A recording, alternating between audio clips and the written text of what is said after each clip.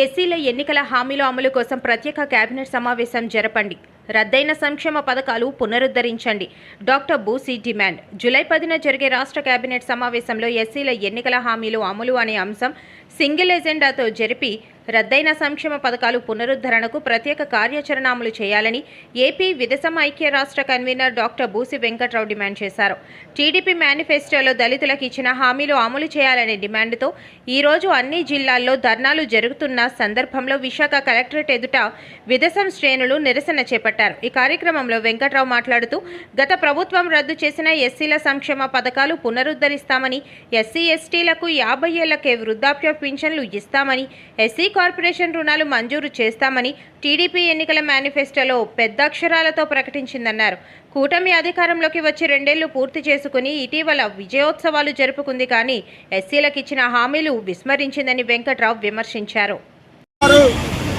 అధికారాన్ని చేపట్టి 2 ఏళ్లు పూర్తి చేసుకుని మొన్ననే విజయోత్సవం చేసుకున్నారు.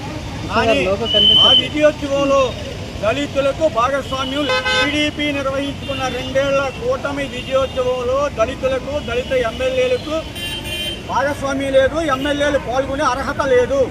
ఎందుకంటే టీడీపీ పార్టీ ఎన్నికల్లో ఎస్సీలకు ప్రత్యేకమైనటువంటి ఎన్నికల ప్రణాళిక ప్రకటించింది. 1, రద్దయిన సంక్షేమ పథకాలు పునరుద్ధరిస్తామని చెప్పింది. 2, ఎస్సీ కార్పొరేషన్ రుణాలు ఇస్తామని చెప్పింది. 3, ఎస్సీ ఎస్టీలకి 50 ఏళ్ళకే పెన్షన్ ఇస్తామని చెప్పింది. ఈ 3 కూడా ఈ రోజుకి కూడా అమలు జరగలేదు. ఇవాళ మీ ద్వారా ప్రభుత్వాన్ని మేము డిమాండ్ చేసేది, రేపు 10వ తేదీన జరిగేటువంటి కేబినెట్ సమావేశాన్ని ఒక ఎస్సీల ఎన్నికల హామీ ఎజెండాగా 10వ తేదీన జరిగే కేబినెట్ సమావేశాన్ని ఎస్సీల ఎన్నికల హామీ ప్రత్యేక ఎజెండాగా చేసి మార్చి ఆ కేబినెట్లో ఈ నిర్ణయాలు చేయాలని మేము డిమాండ్ చేస్తూ ఉన్నాం.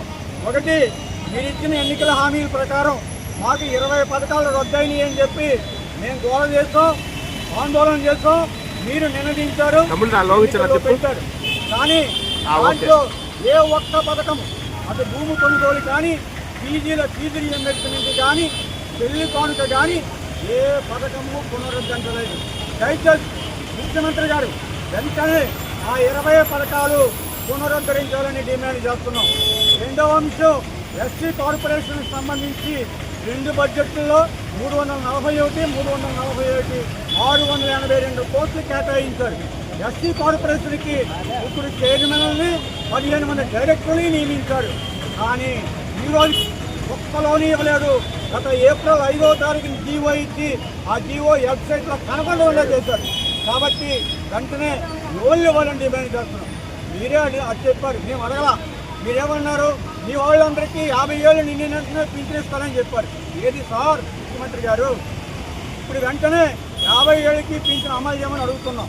గత 7 ఏళ్ళుగా మాకు కేటాయించినటువంటి సప్లై డబ్బులు వివిధ విభాగాలకు కేటాయిస్తే ఆ విభాగాలు అంటే ఆర్డబ్ల్యూఎస్, హౌసింగ్, పంచాయతీరాజు, రోడ్లు, మా ఎస్సీ కార్పొరేషన్తో సహా ఏ డిపార్ట్మెంటు కూడా కనీసం 50% నిధులు ఖర్చు పెట్టలేదు. అన్నీ మురుగుపోతూ ఉన్నాయి. కాబట్టి గత 7 ఏళ్ళుగా ఖర్చు చేయకుండా మిగిలిపోయినటువంటి నిధులని ఈ సంవత్సరం క్యారీ ఫార్వర్డ్ చేయాలి. దాని మీద శ్వేతపత్రం విడుదల చేయాలి. ఆ నిధుల అమలు కోసం నోడల్ అధికారుల ద్వారా ప్రత్యేక ప్రణాళిక విడుదల చేయాలని చెప్పి డిమాండ్ చేస్తూ, మరొక ముఖ్యమైన అంశం, చంద్రబాబు గారు మీరు డిప్యూటీ స్పీకర్గా చేసినటువంటి ఉండి ఎమ్మెల్యే గారు మా మీద ఉండి ఎమ్మెల్యే గారు మా మీద అవాకులు చవాకులు మాట్లాడుతూ ఉన్నారు. వారు అంటారు దళితుల ఓట్లు మాకు వద్దు అంటాడు. మేము వేస్తే మీరు గెలిచారు. మొన్న భవిష్యత్తులో కూడా వెయ్యాలని చాలామంది దళితులు ఉన్నారు. వద్దు అంటున్నాడు ఆయన. ఇలా వద్దు అంటాం రాజ్యాంగ ప్రకారం వ్యతిరేకం. ఆయన మీద చర్య తీసుకోండి. ఆ చర్య ఎలా ఉండాలంటే ఆయన డిప్యూటీ స్పీకర్ నుండి తొలగించాలని చెప్పి, అలాగే క్రైస్తవుల ఎస్సీ హోదాకు సంబంధించి మీరు అసెంబ్లీలో చేసిన తీర్మానానికి అనుగుణంగా పార్లమెంట్లో మన రాష్ట్ర ఎంపీల చేత ప్రైవేటు బిల్లు పెట్టించి ఎస్సీ హోదా కోసం టీడీపీ సర్కారు బాధ్యత తీసుకోవాలని మీ ద్వారా డిమాండ్ చేస్తూ ఉన్నారు. ఓకే.